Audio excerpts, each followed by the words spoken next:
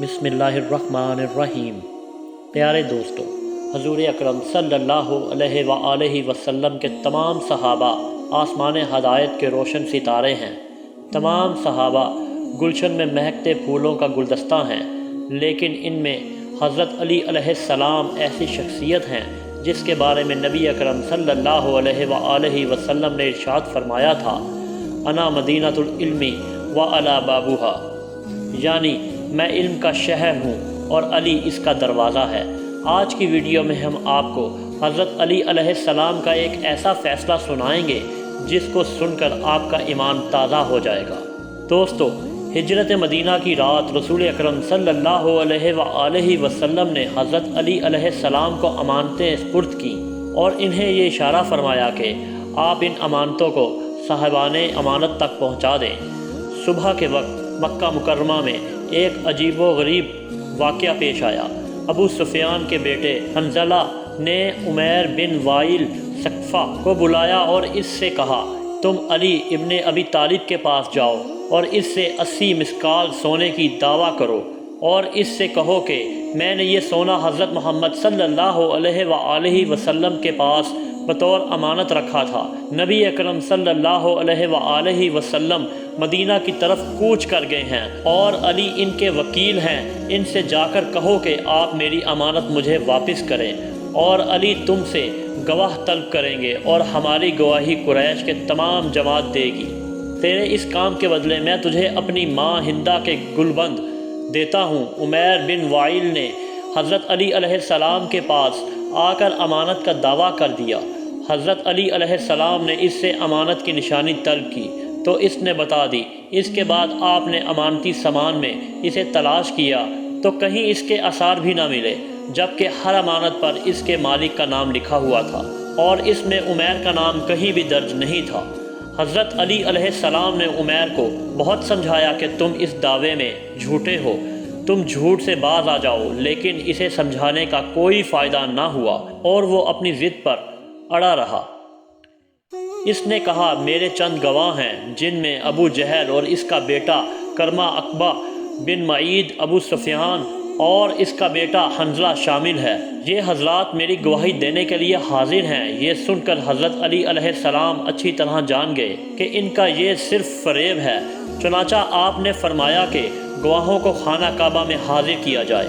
फिर आप अलैहिस्सलाम ने उमैर को ऐसी जगह तलब किया कि गवाह उमैर की बात न सुन सके। आपने फरमाया, बरादर सकीफ़ बताइए, ये अमानत आपने दिन के किस वक्त रसूल अकरम सल्लल्लाहु अलैहि वसल्लम के सुपुर्द की थी? इसने कहा, दोपहर के वक्त रसूल खुदा ने मेरे हाथ से ली थी और अपने ग़ुलाम के हवाले की थी।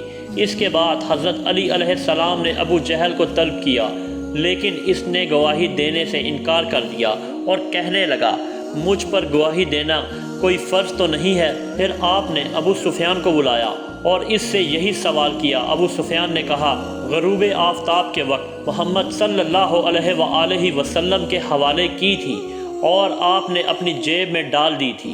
फिर हंज़ला को बुलाया तो इसने गवाही दी कि ऐन दोपहर के वक्त था जब ये अमानत हज़रत मोहम्मद सल्लल्लाहु अलैहि वसल्लम ने ली थी।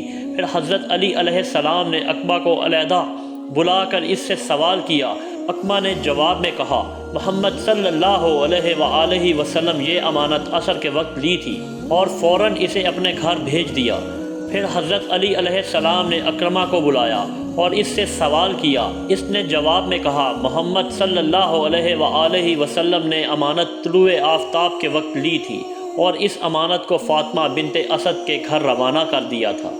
जब उमैर ने मुख्तलिफ और मुतज़ाद शहादतें सुनी तो इसका रंग उड़ गया और वो जान गया कि इस हरकत से इसकी रुसवाई हुई है और इसे मज़ीद ज़िल्लत का सामना करना पड़ेगा।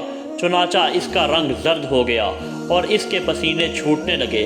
हज़रत अली अलैहिस्सलाम ने फरमाया, ए उमैर, तेरा रंग क्यों जर्द हो गया है और तुझ में क्यों तब्दीली आ रही है?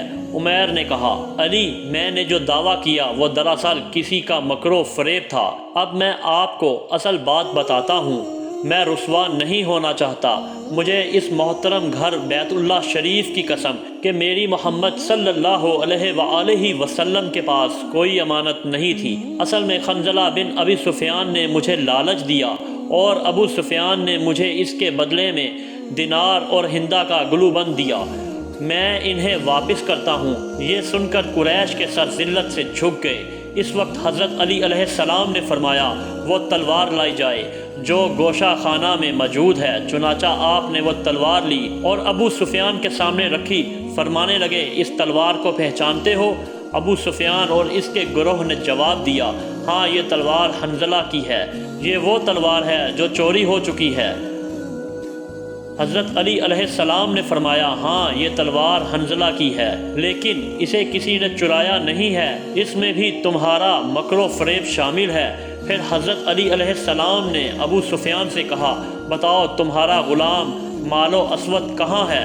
ابو سفیان نے کہا کسی کام کے لیے طائف گیا ہوا ہے۔ حضرت علی علیہ السلام نے فرمایا تجھ پر افسوس ہے، اگر تو سچا ہے تو اسے حاضر کر۔ اس پر ابو سفیان خاموش اور پریشان ہو گیا۔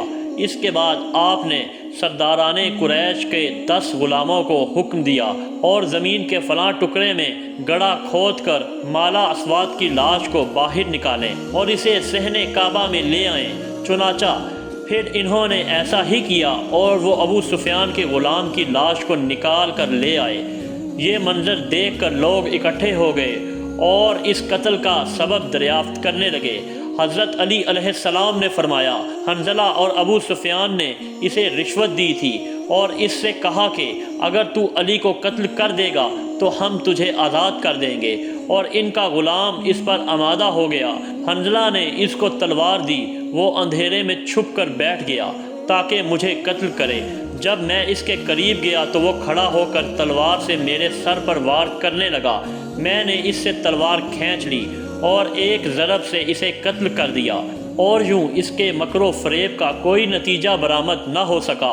عمیر نے جب یہ داستان سنی تو اس کا دل نور اسلام سے روشن ہو گیا اور اس نے کہا اشہد ان لا الہ الا اللہ اشہد ان محمد الرسول اللہ صلی اللہ علیہ وآلہ وسلم۔